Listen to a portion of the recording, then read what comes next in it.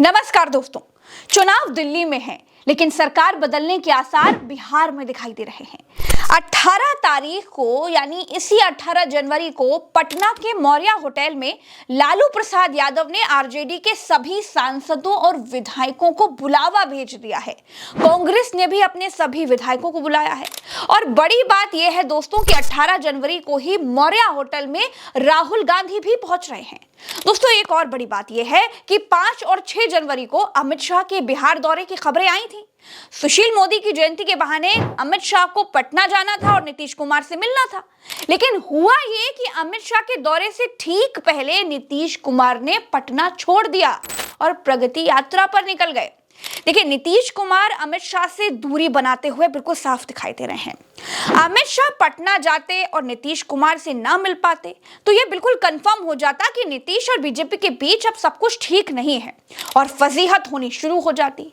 अब इसी फजीहत को बचाने के लिए, नीतीश की नाराजगी को छिपाने के लिए कहते हैं कि शाह पटना गए ही नहीं, यात्रा ही रद्द कर दी गई।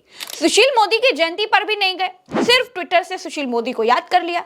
ये देखिए, शाह के पटना आने से पहले नीतीश कुमार पटना ही छोड़कर चले गए और दिल्ली में नीतीश कुमार और मोदी की मुलाकात नहीं हो पाई।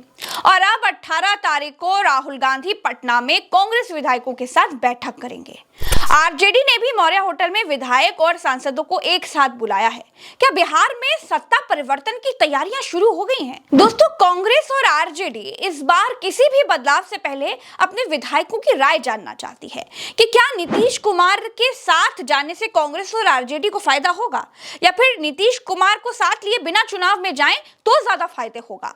नफे नुकसान के गुणा गणित के आकलन के लिए यह मीटिंग बुलाई गई है, क्योंकि तेजस्वी यादव का मानना है कि बिना नीतीश कुमार के चुनाव में जाने से आरजेडी को फायदा होगा और लालू प्रसाद यादव का विचार इससे अलग है। लालू यादव का मानना है कि नीतीश कुमार के साथ आने से और ज्यादा फायदा होगा।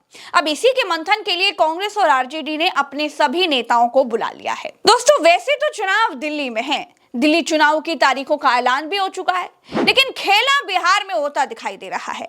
बिहार में नीतीश कुमार भाजपा के पाले से लगभग निकल गए हैं। जितनी बार नीतीश कुमार ये कहते हैं कि वो अब कहीं नहीं जाएंगे, यहीं रहेंगे, भाजपा सरकार पर संकट के बादल उतने ज्यादा मंडराने लग जाते हैं, क्योंकि नीतीश कुमार जाने से पहले ऐसी ही बातें करते हैं। अब इसी बीच नितिन गडकरी ने एक बयान देकर और खलबली मचा दी है।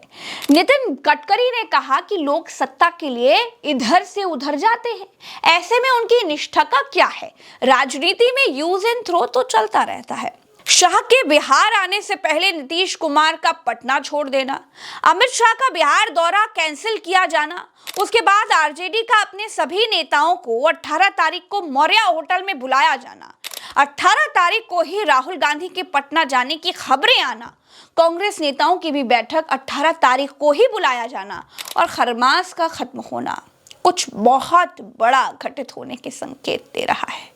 बिहार के नेताओं और पत्रकारों से बात करने के बाद मुझे जो समझ में आता है वो ये है दोस्तों कि इस बार बिहार में केवल नीतीश कुमार के पलटने से काम नहीं चलेगा। इस बार आरजेडी और कांग्रेस नीतीश कुमार को अपने साथ लाना चाहती है या नहीं, इस पर भी नई सरकार का गठन और नीतीश के पलटने का कार्यक्रम डिपेंड करेगा, क्योंकि सरकार सिर्फ 11 महीने की ही बची है।